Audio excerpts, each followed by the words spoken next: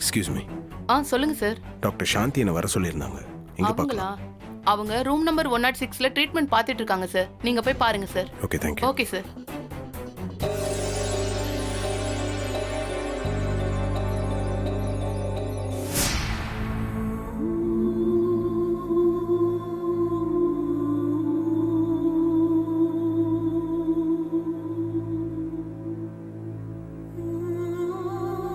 Excuse me doctor.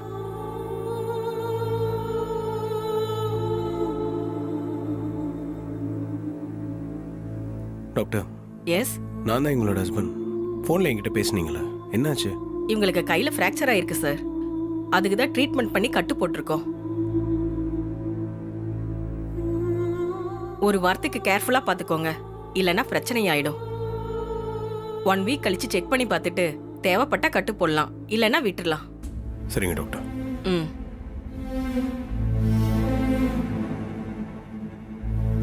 என்னாச்சு? எப்படி fracture ஆச்சு? ஏர்போர்ட்ல தான் இப்படி ஆச்சு. அம்முக்குட்டி, ஃப்ளைட்ல போலாமா? என் செல்லல்ல. ஐயோ, பால் பூரா சிந்தி போச்சே. House keeping, house keeping.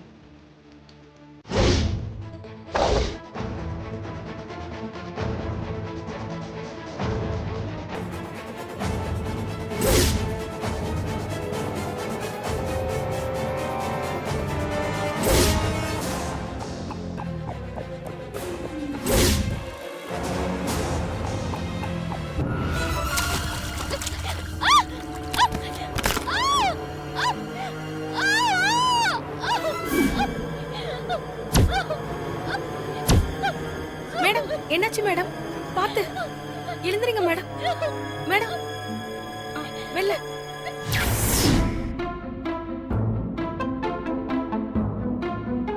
கையில ஃப்ராக்சர் ஆனதும் ஏர்போர்ட் அத்தாரிட்டிஸ் தனியா போக கூடாது, ஃப்ளைட்ல ஏறக்கூடாதுன்னு சொல்லிட்டாங்க.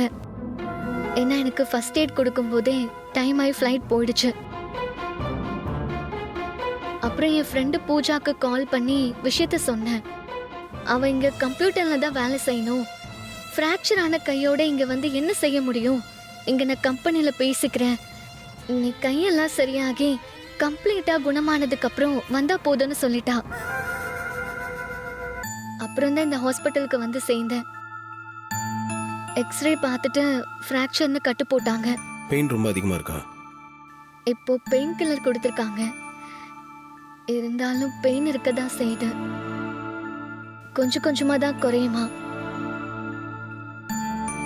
இவ்வளோ பிளான் பண்ணி எல்லாத்தையும் அரேஞ்ச் பண்ணி கடைசியில் இப்படி ஆயிடுச்சு. ஒருவேளை உங்க அம்மா வேண்டுதலால தான் இப்படி போக முடியாம ஆயிடுச்சோ? அப்படிலாம் ஒன்றும் இருக்காது. சரி, நான் போய் ஹாஸ்பிட்டல் பில்லை பே பண்ணிட்டு வந்துடுறேன். அப்புறம் கிளம்பலாம்.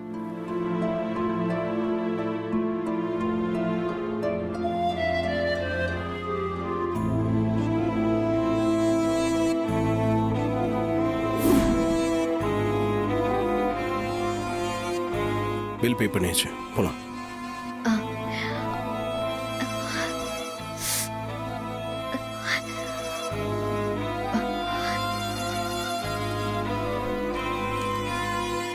போலாம்.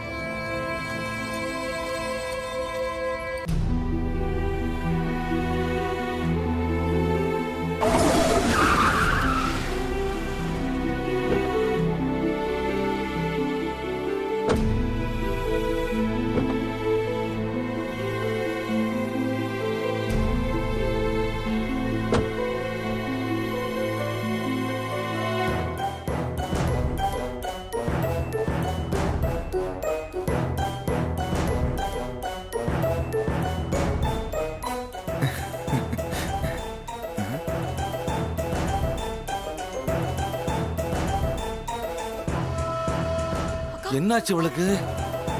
ரேவதி, என்னமாச்சு? கடவுளே, என்னாச்சு மாப்ள? வாமா, வா. என்னாச்சு? வா. பாத், மெதுவா உட்காரு. உட்காரு. ரேவதி, என்னம்மா ஆச்சு? ஏன் கையில கட்டு போட்டிருக்க? என்னாச்சுமா? கீழே ஏறு விழுந்துட்டியா? நான் ஏர்போர்ட்ல செக்கிங் எல்லாம் முடிஞ்சு நடந்து போறப்போ ஒரு குழந்தையோட பால் பாட்டில்ல இருந்து பால் தரையில கொட்டிடுச்சு. இது தெரியாம நான் அதுல கால் வச்சதால வழுக்கி விழுந்து கை ஃப்ராக்சர் ஆயிடுச்சு.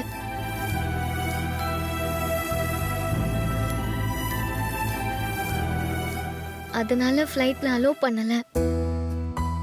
அப்புறம் ஹாஸ்பிட்டல்ல ட்ரீட்மெண்ட் பார்த்து கட்டு போட்டுட்டு வீட்டுக்கு வரோம். ஃப்ராக்சர் ரொம்ப சிவியரா இல்லையே? டாக்டர் என்ன சொன்னாங்க? சீக்கிரம் சரியாயிடும்ல? அத்தை, பெரிய ஃப்ராக்சர் எதுவும் இல்லை, ஏர்லைன் கிராக் தான். ஒன்றும் பிரச்சனை இல்லைன்னு டாக்டர் சொல்லியிருக்காங்க. ஒரு வாரம் கழிச்சு வர சொன்னாங்க. கையை இது வரைக்கும் ரொம்ப அசைக்காம பார்த்துக்க சொன்னாங்க. ஓ, ரேவதி, கையில வலி இருக்கா? வேற எங்கேயும் அடிபடலையே? இல்லம்மா, வேற எங்கேயும் அடிபடல. ஆனா பெயின் இருக்கு. பெயின் கில்லரும் இன்ஜெக்ஷனும் போட்டிருக்காங்க. 1 வீக்ல எல்லாம் சரியாயிடும்னு டாக்டர் சொல்லிருக்காங்க. நீ ஆசையா ஃப்ரெண்டு கல்யாணத்துக்காக பெங்களூருக்கு கிளம்புன, கடைசியில இப்படி ஆயிடுச்சு. ஈஸ்வரி, இப்ப அதுவா முக்கியம்? குழந்தை அடிபடாம நல்லபடியா திரும்பி வந்திருக்காளே, அதை நினைச்சு பாரு. ம். பாவம், ரேவதிக்கு தான் இதுல ஏமாற்றமா இருந்திருக்கும். இவதான் பல கனவுகளோட போனா இல்ல ரேவதி?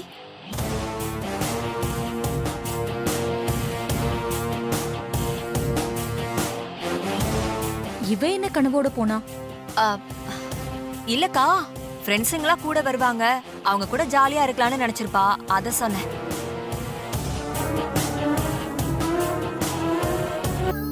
ரேவதி, நீ கொஞ்சம் டயர்டா இருக்க மாதிரி தெரியுது. ஜூஸ் ஏதாவது குடிக்கிறியா? நான் கொண்டு வரட்டுமா? வேண்டாம்க்கா, நான் ஹாஸ்பிட்டல்லே குடிச்சிட்டேன். வேணும் நான் சொல்றேன். ரேவதி, இப்போ கை பரவாயில்ல? பரவாயில்ல. சரி ரேவதி, நீ போய் ரெஸ்ட் எடு. கொஞ்சம் தூங்கி எந்திரிச்சா நல்லா இருக்கும். மாப்ள, கூட்டிட்டு போங்க. பாத்து போ.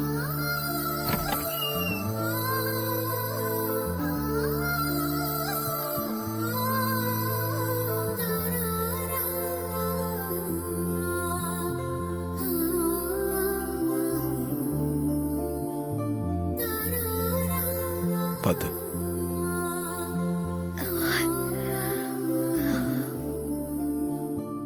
கொஞ்சம் கேர்ஃபுல்லாக இருந்திருக்கலாம்ல. சரி, இந்த ஃப்ராக்சர் சீக்கிரம் சரியாயிடும். இன்னும் 1 மாசம் தான். நீ ஆஸ்திரேலியாவுக்கு போயிடலாம். ரெஸ்ட் எடு.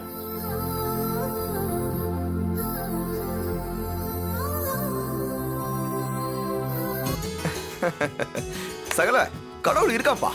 இப்பதான் என் மனசு சந்தோஷமா இருக்குப்பா. என் பிரார்த்தனை வீண் போகல. பிரார்த்தனையா? என்ன பிரார்த்தனை பண்ணீங்க? ரேவதிக்கு அடி பண்ணணும்னா? ஏப்பா, அப்படிலாம் வேண்டி பண்ணப்பா.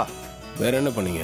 ஏப்பா, நான் அவ்வளவு சொல்லி நீயும் கேட்கல, ரேவதியும் கேட்கல. அதான் எங்க அப்பா முருகன்ட்ட வேண்டிக்கிட்டேன், எப்படியாவது அவ வெளிநாடு போகாம தடுத்துருன்னு. அது இப்படி ஒர்க் அவுட் ஆயிருக்கு. ஏங்க, ஒரு விஷயத்த நல்லா புரிஞ்சுக்கோங்க. கீழே விழுந்து கை உடைஞ்சதால தான் ரேவதி ஊருக்கு போல. அவ கை சரியாச்சுன்னா அடுத்த மாசமே கிளம்பிடுவா. அப்ப என்ன பண்ணுவீங்க? சகல, நீங்க வேணா எழுதி கூட வச்சுக்கோங்க. இனிமே ரேவதியே ஆசைப்பட்டாலும் வெளிநாட்டுக்கெல்லாம் போகவே முடியாது. இது அந்த ஆண்டவன் கட்டளை. அதெல்லாம் மீறி நம்மளால ஒண்ணுமே பண்ண முடியாது. நீ வேணா பாரு, நீங்க 2 பேரும் சந்தோஷமா வாழதான் போறீங்க. அத இந்த மயில் வாகனம் கண்ணால பார்க்க தான் போறான். ஏங்க, நீங்களா கற்பனை பட்டு எதனா பேசிட்டு இருக்காதீங்க. வேலை எதனா இருந்தா பாருங்க. சகல, நான் ஒன்னும் கற்பனையாலாம் சொல்லல, நடக்க போற நிஜத்தை தான் சொன்னேன். இந்த மயில் ஒரு கணக்கு போட்டா அது சரியா தான் இருக்கும்.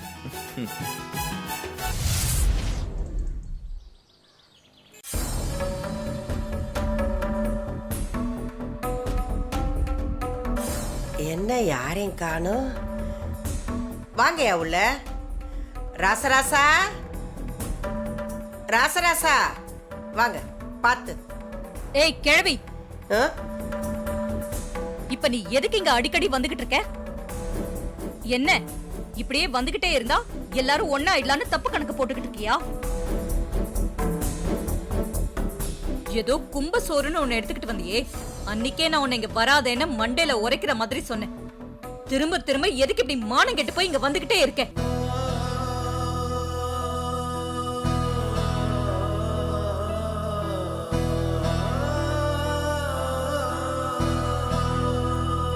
என்னம்மா வீடு தேடி வந்தவங்கள இப்படி மரியாதை இல்லாம பேசுறீங்களேம்மா. வயசுல அம்மா பெரியவங்க, அந்த வயசுக்காவது மரியாதை கொடுக்க கூடாதா? வயசுக்கு மரியாதை கொடுக்க சொல்றீங்களா? நான் உன்னை கேட்கவா? வயசானவங்க அந்த வயசுக்கு ஏத்த மாதிரி பக்குவமா இருக்கணும். ஆனா இந்த அம்மா அப்படியே நடந்துக்கிறாங்க. இரு இரு, ஏம்மா நான் என்ன வயசுக்கு ஏத்த மாதிரி பக்குவமா நடந்துக்காம அப்படி என்ன தப்பு பண்ணிட்ட சொல்லு. சொல்றேன். நான் பல தடவை சொல்லிட்டேன், தேவையில்லாம வலிய வலிய வந்து சொந்தம் கொண்டாடுற வேலை வச்சுக்காதேன்னு. அது என்ன இரிட்டேட் பண்ணும், கோபம் வரும்னு சொல்லிருக்கேன்.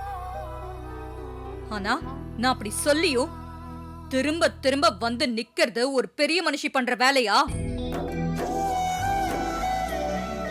வர வேண்டான்னு சொன்னா அதை மதிச்சு வராம இருக்கணும். வந்து வந்து என்ன உசுப்பேத்துனா நான் இப்படிதான் பேசுவேன். ஈஸ்வரி, நீ பேசுறது கொஞ்சம் கூட சரியில்லை. படபடபடன்னு பேசிக்கிட்டே இருக்க. அவங்க எதுக்காக வந்திருக்கான்னு கொஞ்சம் பேச விடு, கேப்பமே. சரி, இப்ப எதுக்கு பழத்தட்டோட வந்திருக்க? நிதானமா கேளு, சொல்றேன். நான் ஒண்ணு இங்க உறவு கொண்டாடுறதுக்காக வரல. நம்ம கோவில் கும்பாபிஷேகம் வருது இல்ல, அதுக்கு பத்திரிகை கொடுக்கறதான முறை, அதுதானே மரியாதை. அதுக்கு தான் பத்திரிகை கொடுத்துட்டு கும்பாபிஷேகத்துக்கு வாங்கன்னு சொல்லிட்டு போறதுக்காக தான் வந்தேன். கொடுங்கப்பா. அதுக்கு தான் ஊர்க்காரங்களும் வந்திருக்காங்க. இந்தாங்கம்மா. இந்தாங்க. பத்திரிக்கையா? எதுக்கு அதெல்லாம்? பத்திரிக்கையை கொடுக்கறதுக்கு அங்க இருந்து கிளம்பி வந்திருக்க.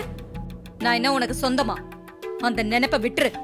சொந்தம் இல்லைன்னு நீ சொல்லலாம், ஆனா இந்த ஊர் உலகம் ஏத்துக்காதே. யாக பூஜை யார் பண்ணது? என் புள்ள தானே பண்ணா. அப்ப அவ இருக்கிற வீட்டுக்கு முறைப்படி கும்பாபிஷேக பத்திரிகை கொடுக்கறதான முறை. அதுக்கு தான் நாங்க வந்திருக்கோம்.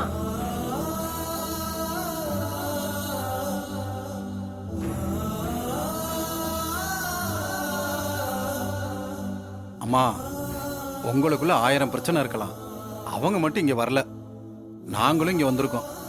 அதனால நாங்க சொல்றத கொஞ்சம் பொறுமையா கேளுங்க. சொல்லுங்க. எப்பவுமே கும்பாபிஷேக பத்திரிக்கை அடிச்சு ஊர் பெரியவங்க நாங்க முக்கியமானவங்களுக்கு நேர்ல கொடுத்து அழைப்போம். அந்த முறையை தான் இப்ப நாங்க செய்யறோம். ராஜராஜன் ஐயா தான் இந்த கும்பாபிஷேகத்தை செய்யணும். அதனால தான் முதல் பத்திரிக்கையை எடுத்துக்கிட்டு நாங்க இங்க வந்திருக்கோம். அதானமா முறை. இது பாருங்க, யாக பூஜைக்கே நான் ஒன்னும் விரும்பி வரல. என் பொண்ணுக்காகவும் மாப்பிள்ளைக்காகவும் தான் வந்தேன். இந்த பத்திரிக்கை எல்லாம் எங்களுக்கு வேண்டாம், எடுத்துட்டு போங்க. பத்திரிக்கை இல்லைனாலும் நாங்க வந்துதானே ஆகணும். அதனால நாங்களே வரோம். சாமுண்டீஸ்வரி, இது காது குத்தோ இல்ல கல்யாண பத்திரிகையோ இல்ல, கும்பாபிஷேக பத்திரிகை. இது சாமி விஷயம், கோவில் விஷயம். இதை இப்படி உதாசீனமா பேசாத, அது நல்லது இல்ல. இந்தா பத்திரிகை வாங்கிக்க. திரும்ப திரும்ப சொன்னதையே சொல்லிக்கிட்டு இருக்கீங்க. வேணா கேட்க மாட்டீங்களா? எடுத்துட்டு போங்க.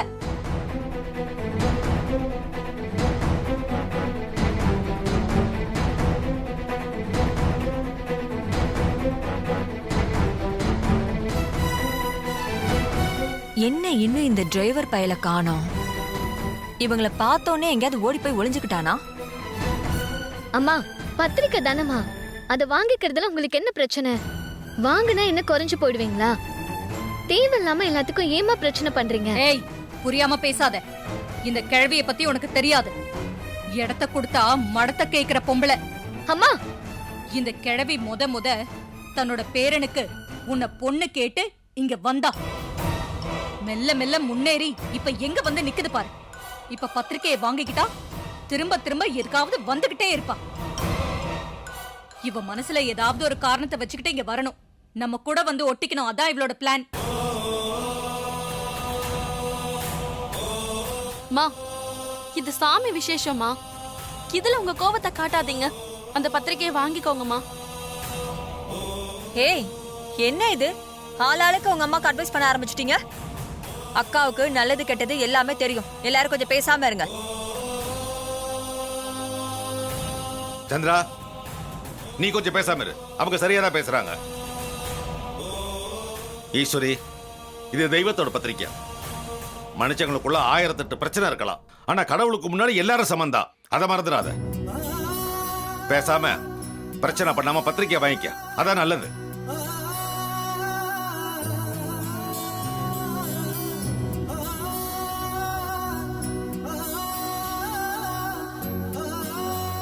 சரி சரி வாங்கிக்கிறேன். ஆளாளுக்கு என்கிட்ட நியாயம் பேச வேண்டாம்.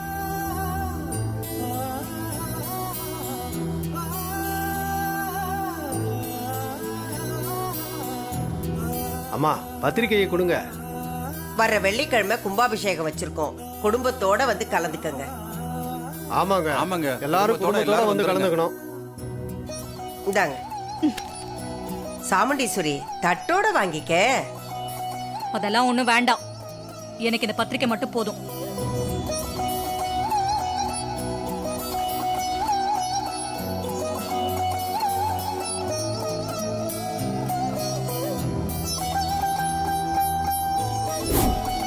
ஐயா ராசராசா, நீ வந்துதான் இந்த கும்பாபிஷேகத்தை நடத்தணும். கண்டிப்பா வந்துடுறேம்மா, நீங்க தைரியமா இருங்க. சரியா? சரிங்க ஐயா, அப்ப நாங்க உத்தரவு வாங்கிக்கிறோம். போயிட்டு வாங்க. வரேங்க. இந்தாங்க. ஒரு நிமிஷம். என்ன? இத பார், இந்த கும்பாபிஷேகத்தோட நமக்குள்ள இருக்கிற சொந்த பந்தம் எல்லாம் முடிஞ்சு போச்சு. இதுக்கப்புறம் நீ ஒண்ணும் இங்க சொந்தம் கொண்டாடிக்கிட்டு வர வேண்டாம். என் குடும்பத்தில இருந்தும் யாரும் அங்க வர மாட்டாங்க.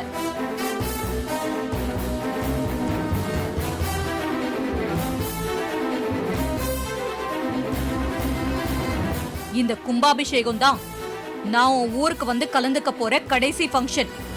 புரிஞ்சுதா? சரிம்மா, அதுக்கு மட்டும் நீ கண்டிப்பா வந்துரு, அது போதும். இப்போ காரியம் நடக்கணுங்கிறதுக்காக இப்படி சொல்லிட்டு அப்புறம் எதுக்காச்சும் இங்க வந்த அப்புறம் நான் மனுஷியாவே இருக்க மாட்டேன். என்ன சாமுண்டீஸ்வரி, நீ ஏன் சந்தேகப்பட்டுக்கிற, நீ ஏன் கேள்வி கேட்டுக்கிற, நீ ஏன் பதிலும் சொல்லிக்கிற, நீ ஏன் இப்படி டென்ஷன் ஆகுற? உன் உடம்புக்கு தான் கெடுதல். அம்மா இப்ப எதுக்கு இப்படி தேவையில்லாம பேசுறீங்க? வந்தவங்க சந்தோஷமா போகட்டும், விட்டுருங்கம்மா. சரி, அப்ப நாங்க போயிட்டு வரோம். சரி. வந்துருங்க. வாங்க ஐயா, போலாம். வாங்கம்மா.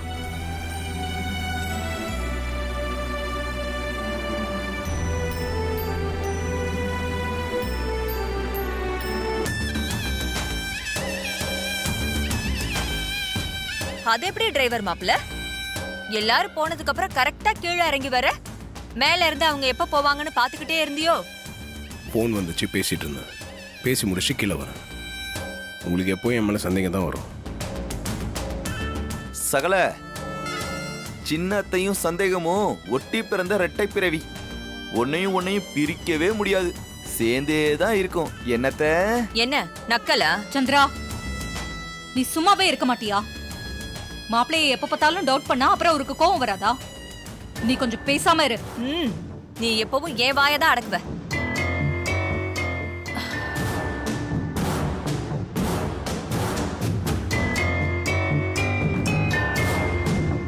உங்களுக்கும் தான் சொல்றேன், இந்த கும்பாபிஷேகத்தோட எல்லா உறவும் முடிஞ்சு போகணும். அப்புறம் அப்பா அம்மான்னு சொந்தம் கொண்டாட நினைச்சா புருஷன்னு கூட பார்க்க மாட்டேன், எந்த எல்லைக்கும் போவேன். பார்த்து ஜாக்கிரதையா இருந்துக்கோங்க. புடிங்க.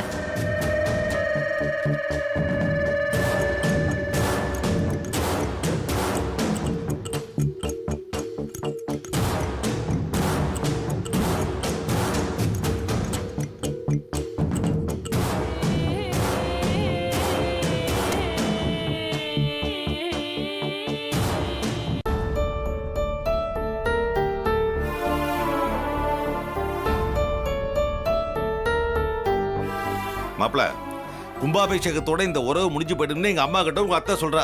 ஏற்கனவே அந்த உறவு குடும்பத்துக்குள்ள வந்துருச்சுன்னு புரியாம பேசிட்டு இருக்கா. மாமா உண்மை தெரியல, அதனால அத்தை உளறிக்கிட்டு இருக்காங்க. உண்மை மட்டும் தெரிஞ்சது என்ன பண்ணுவாங்கன்னு நினைச்சாலே எனக்கு பதட்டமா இருக்கு மாமா, பதட்டமா இருக்கு. மாப்பிள, அதெல்லாம் நடக்கிறப்போ நடக்கட்டும். இப்ப என் மனசுல கும்பாபிஷேகம் நல்லபடியா நடக்கணும், அது ஒண்ணுதான் ஓடிட்டு இருக்கு. மாமா நம்ம மனசுல அதான் ஓடிக்கிட்டு இருக்கு, ஆனா சின்ன மாமியார் மனசுல வேற ஒண்ணுலாம் ஓடிக்கிட்டு இருக்கு. கும்பாபிஷேகத்துக்கு முன்னாடியே எப்படியாவது நம்ம சகல பத்தின உண்மையை அத்தை கிட்ட நிரூபிக்கணும்னு அந்த அம்மா கங்கணம் கட்டி சுத்திக்கிட்டு இருக்கு. அதுக்கு என்ன பாயிண்ட் கிடைக்குன்னு யோசிச்சுக்கிட்டே இருக்காங்க. அவங்க நமக்கு இடைஞ்சல் பண்ணதான் செய்வாங்க. அவங்க என்ன செஞ்சாலும் நான் பார்த்துக்கிறேன். அவங்க நினைக்கிறதெல்லாம் நடக்க விட மாட்டேன். சூப்பர் சகல, I know you can to it. எவ்வளோ பிரச்சனை வந்தாலும் சரி, இந்த கும்பாபிஷேகம் நடந்தே ஆகணுன்றதுல நான் உறுதியாக இருக்கேன். அதே சமயம் கும்பாபிஷேகம் நடந்து முடிஞ்ச உடனே என்னை பற்றின உண்மை எல்லாத்தையும் கண்டிப்பாக அத்தைக்கிட்ட சொல்லணுன்றதுலையும் ஸ்ட்ராங்காக இருக்கேன். இதில் எந்த மாற்றமும் இருக்காது மாமா. சரி மாப்பிள்ள.